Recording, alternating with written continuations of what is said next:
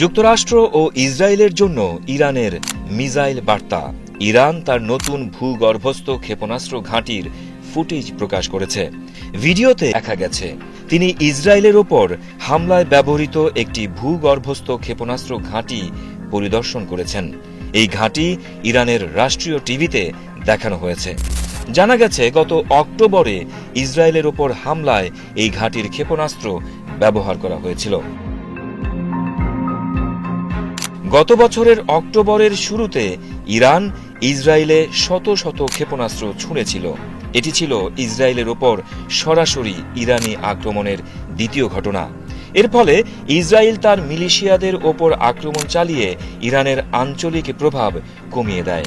একই বছরে ইসরায়েল তার আইডিএফ অভিযানে হিজবুল্লাহকে দুর্বল করে দেয়। তবে ইয়েমেনের হুথি গোষ্ঠী এখনও শক্তিশালী ও অবিচল রয়েছে। ইরান অতীতে গোপন ক্ষেপণাস্ত্র সাইলোকাম ঘাঁটির ছবি প্রকাশ করেছে, তবে সেখানে এমন উচ্চপদস্থ কর্মকর্তাদের সফর খুবই বিরল। ইরানের রাষ্ট্রীয় টেলিভিশন IRIB-তে শুক্রবার প্রচারিত ভিডিওতে দেখা যায় IRGCর কমান্ডার মেজর জেনারেল হুসেইন সালামি ও ব্রিগেডিয়ার জেনারেল আমির আলী হাজিজাদেহ ওই সংরক্ষণাগার পরিদর্শন করছেন।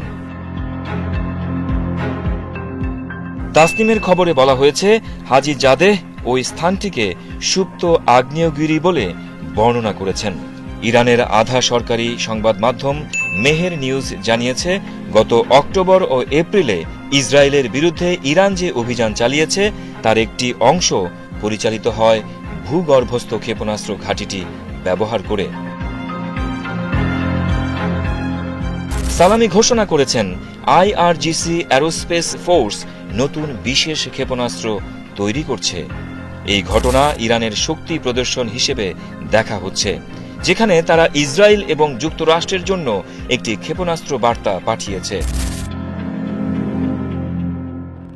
তাসনিম নিউজ জানিয়েছে, ইরানের বাসিজ স্বেচ্ছাসেবক বাহিনী শুক্রবার তেহরানে 1,10,000 সদস্য নিয়ে একটি বড় মহড়া দিয়েছে। বার্তা সংস্থাটি আরও জানিয়েছে, ইরানের সশস্ত্র বাহিনী সম্প্রতি একাধিক যুদ্ধ মহড়া চালিয়েছে।